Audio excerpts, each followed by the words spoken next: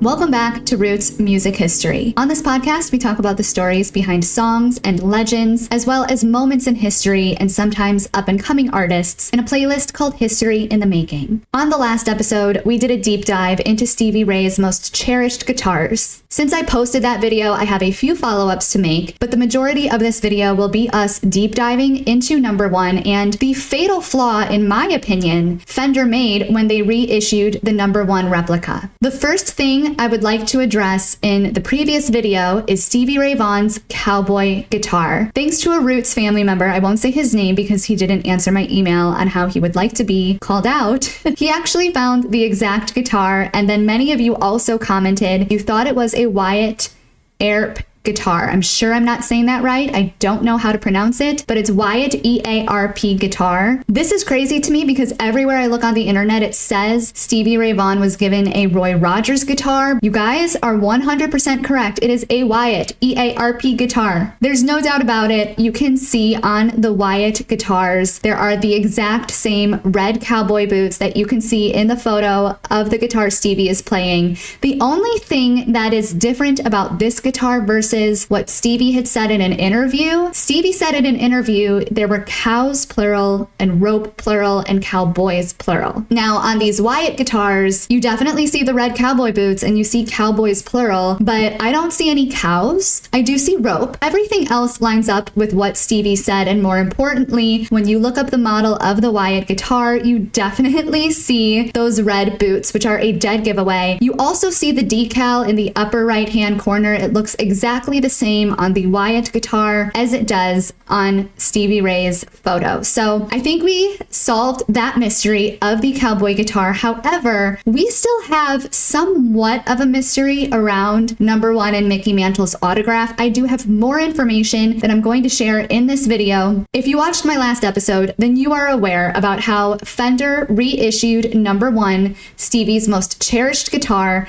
and did not include on the reissued replica Mickey Mantle's autograph. If you are brand new to Stevie Ray Vaughan, if you are brand new to all of this, then just know Stevie Ray Vaughan had two very cherished guitars, number one and Lenny. His wife, Lenora Bailey, got him Lenny, the guitar. Number one was a guitar Stevie Ray Vaughan bought at a pawn shop. And I'm gonna make a whole other video just about Ray Hennig, the man who owned that pawn shop, because he is an incredible person and deserves way more credit. Every time somebody mentions where Stevie Ray Vaughan bought number one, they don't mention Ray Hennig, and it is such a shame. So we will have a whole video dedicated to Ray Hennig after this. After Stevie died, everywhere you look, it says Lenny was autographed by Mickey Mantle on April 10th, 1985. When in fact, on April 10th, 1985, Stevie Ray Vaughan had both guitars autographed, Lenny and number one. Now they weren't both autographed for him. Lenny, the guitar, he had autographed to Lenny, his wife. The autograph that was directed to Stevie was on number one. If you watched my very first video in this whole Stevie Ray Vaughan series, I actually say in that video, Lenora and Stevie were separated in 1985 and then they divorced in 1986. But I actually found a newspaper article while I was looking into the details of this autograph that talks about how Stevie and Lenny are back together in March of 1986. So I think they were kind of on and off during this time frame, but I think that Lenny and Stevie were going through a very turbulent time. And honestly, this makes me even more mad because Stevie is there at this baseball game on one of the most incredible shows of his life. He has his biggest idol, Mickey Mantle, there. And rather than be selfish and get both guitars signed for him to Stevie, Stevie actually thinks of Lenora and wants to get Lenny signed for her. I think that speaks volumes to Stevie's character because this was in the heat of battle, you know, in the midst of them having problems as a couple just before they get divorced, but still Stevie thought of Lenny first. Now, in my other video in the Stevie Ray Vaughan series, I go further into the divorce between Lenny and Stevie. It was pretty contentious. Lenny prevented Stevie Ray from releasing any music for 2.5 years just before his death. It was absolutely insane, really upsetting. And to me, it's even more upsetting that this is the legacy that is left behind for this Mickey Mantle signature, because this was Stevie's biggest idol. This was the greatest thing to him. Arguably, one of the biggest highlights of his life was getting this autograph by Mickey Mantle. And no one is remembering number one ever being signed by him. So how could this be the case? How could nobody remember this? How could no one be talking about it? How could it be nowhere on the internet? And how in the world did Fender reissue a replica of number one with the help of Stevie Ray and Renee Martinez, his guitar tech, and his team? How did they release this replica without the most important thing to Stevie, Mickey Mantle's autograph? Well, today we are going to go through this with a very fine-toothed comb together. We're going to go through every single year and we'll stick to what we know. And then I'll tell you what I think and what my gut feeling is, whether I'm right or whether I'm wrong. But let me know what you think at the end of it and whether or not you think Fender should reissue number one. Fact number one, something we know for sure, is that Stevie gave an interview in 1985 to Lifetime Show Canada TV. In this interview, Stevie Ray pulls out number one. The interviewer says, "You jokingly call this guitar your first wife, right?" And Stevie says yes. He says, "Well, it's not a joke, but you can tell the one thing he is most excited to show this interviewer is on the back, Mickey Mantle signed the guitar." So almost immediately into showing the guitar, he flips it over and says, "And look, Mickey Mantle even endorsed it." She does worn the varnish off every bit of that guitar. Well, there's wood worn off too. She's got some scars, but. So this is you call it sort of half jokingly first wife. Yes, and this is, well, it's not joking at all, but this is, and see, even Mickey Mantle endorsed it. He's a fellow Texan now, right? Oh yeah. When I saw this video, it was shocking to me. Everywhere that I had seen number one and seen the back of number one, I never saw a Mickey Mantle autograph. So then I decided to skip ahead because it was very difficult to figure out from that interview on the series of events that could have occurred. I needed to work backwards. I needed to say to myself, okay, we can see number one in the museum after Stevie's death. Let's look at it there, and then let's work backwards year by year by year. Now, I already know what a lot of you are saying. There's no way he could have gotten that autograph off of the guitar. It had to have been rubbed off. A lot of you are saying this, and I don't disagree that it could have been rubbed off because, for one thing, Stevie was a very aggressive player on stage. The autograph was signed in 1985 when Stevie was still really struggling with his addictions to alcohol and substances. In 1986, Stevie Ray had the craziest year of his life. I go way more into depth of 1986 and everything that happened in that year in my first Stevie Ray Vaughan video. But basically, Stevie Ray started out 1986 touring for Soul to Soul, his biggest album. This tour literally ran him into the ground. They were so busy and they were just constantly taking substances to keep up with all of the shows and to always be on. They would take something to wake up, to stay awake, and then they would take something else to fall asleep.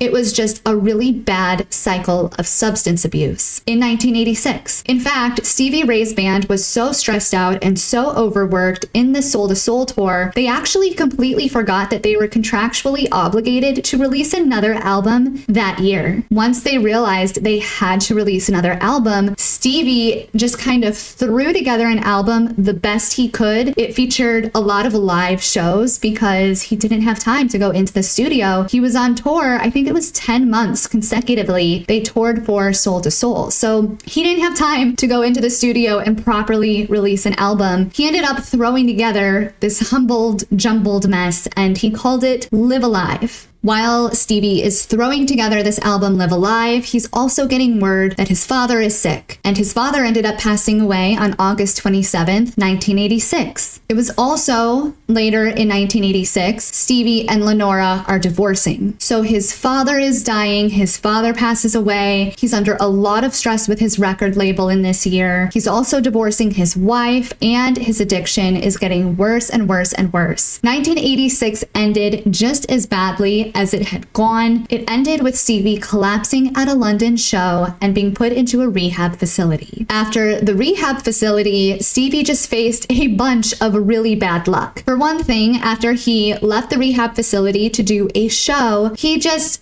by happenstance, not because of substances, not because of dehydration or anything like that, but just serendipitously, he fell through the stage and completely lacerated his leg. He had to go back into the hospital. He had to be put on all of these heavy drugs, which he did not want to be on. And then after all of this happens, they get about $14,000 worth of equipment stolen in New York City. So just the worst luck. In fact, newspapers were reporting during this time, Stevie Ray Vaughan is just having a terrible string of luck. I can only imagine that in 1986, if the autograph were to wear off, this would have 100% been the year that it happened. However, I also want to point out, it takes a long time for an autograph to completely rub off. And once it starts rubbing off, you can still see remnants of that marker. Lenny, for example, was autographed the same day with the same marker. And granted, Stevie Ray was not carrying around Lenny and roughing up Lenny the way he roughed up number one. That is a big point to consider here, but it still held on to Mickey Mantle's autograph almost 100%. When Lenny was resold to Guitar Center in 2004, it still had the majority of Mickey Mantle's signature on it. Lucky for us, Stevie had a habit of playing number one backwards and over his neck. So there are lots of shows that we can go to and reference and kind of slow down the video, freeze frame the video, and try to see when we stop seeing that autograph, because we know it was there. We know he played at least one show showing off that autograph because we have this photo of him playing the guitar backwards, and you can see clear as day Mickey Mantle's autograph. So I tried to work backwards and see when I started to see the signature, when the signature possibly could have gone away, and how long did it take for that autograph to go away. You know, like I said, it takes time for the permanent marker to wear off. Now, a lot of you also made the point you thought number one in the museum was a replica. I referenced number one in the museum, in the Bob Bullock Museum in Austin, Texas. A lot of you even commented and said Jimmie Vaughan never would have lent out this guitar. But the truth is, he did. As soon as the exhibit opened, Jimmie Vaughan did lend out that guitar. In fact, there's a podcast with Jana, his fiance at the time, who talks about how angry she was when she realized Jimmie Vaughan was lending out number one to the museum. After the accident, Jimmie, I said, yeah, take what you want. Yeah. Of course, because, you trust people and you think, well, I'm not never going to see this again. Yeah. So, I was in Dallas and Austin a couple months ago, and they're having a museum exhibit, a temporary museum exhibit of Stevie's, and his guitars are on display. So that's kind of bizarre. I live and learn again. I mean, I really did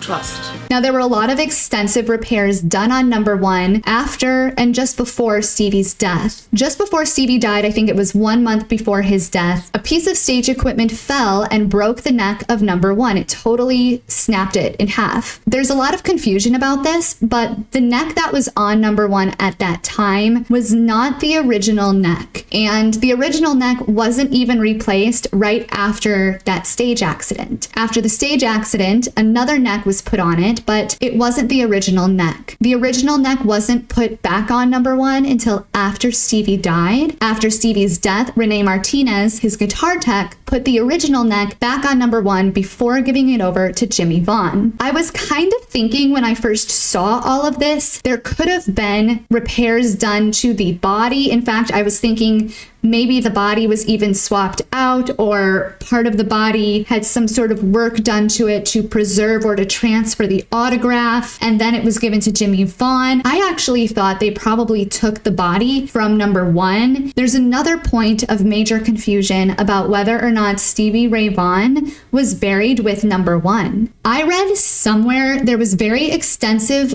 work done to number one that included carving out parts of the body or carving out a new body. I don't remember exactly what it said, but I remembered seeing this where there was work done in addition to the neck, something with the body. And so when I saw this autograph, I immediately remembered that article and those extensive repairs I had heard about. And I also remembered this rumor that Stevie Ray Vaughan was buried with number one. Either a rumor or a point of confusion. But when I saw this autograph difference, my first thought was that Stevie Ray Vaughan was buried with part of number one. Not the whole guitar, but part of it, and possibly that part of the body or the whole body itself that had Mickey Mantle's autograph.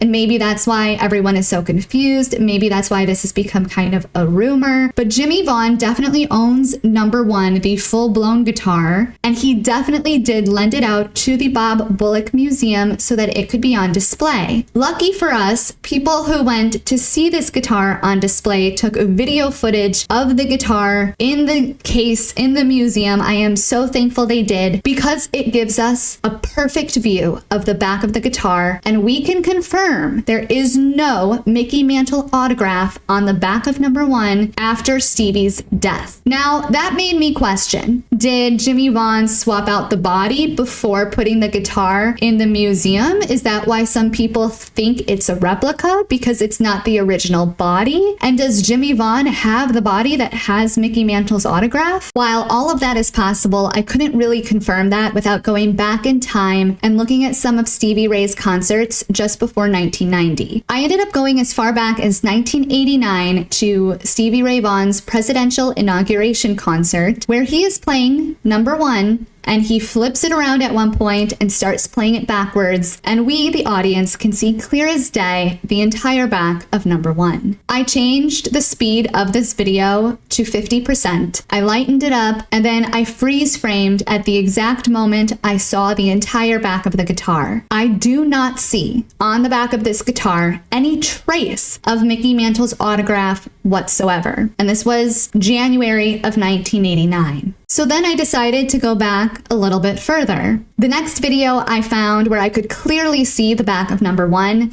was the 16th of July, 1988, when Stevie Ray Vaughan was playing Texas Flood live at Blues Pier. Once again, I see the back of number one, and I do not see any trace of Mickey Mantle's autograph, not even a little curve of a permanent marker, not even a smidge. There's no indication whatsoever that an autograph was ever there.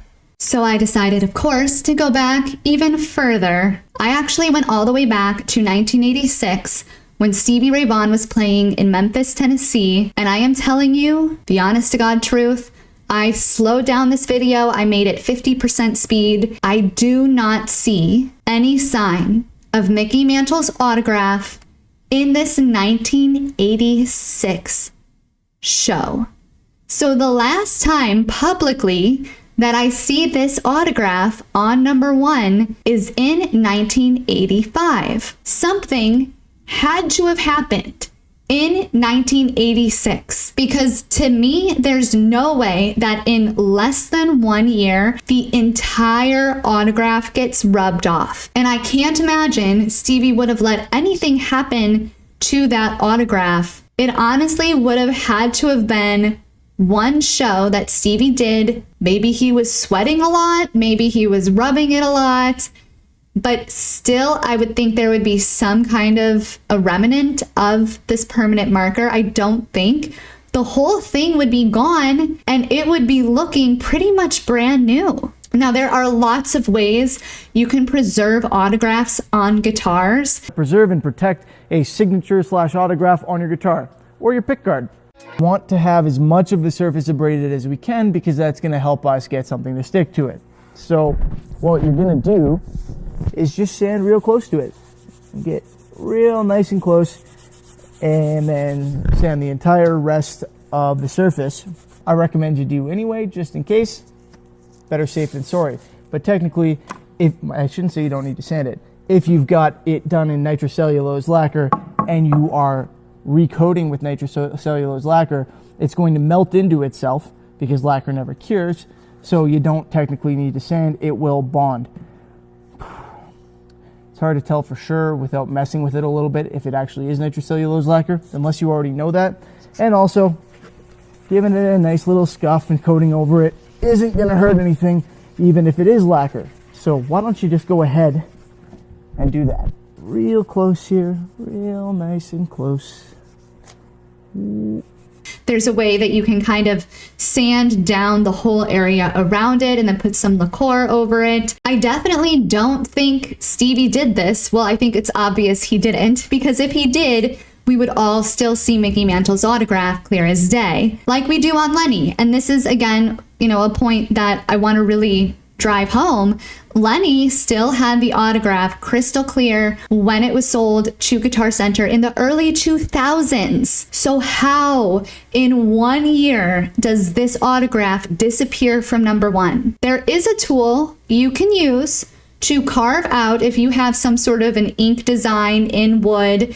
You can, as far as I understand, I don't have a wood shop and I haven't done it, but this is an actual machine that can carve out sections like that. This is just as far as I understand, that it is possible they could have used one of these machines to carve out that portion and lift it up. So it's possible something like that could have happened.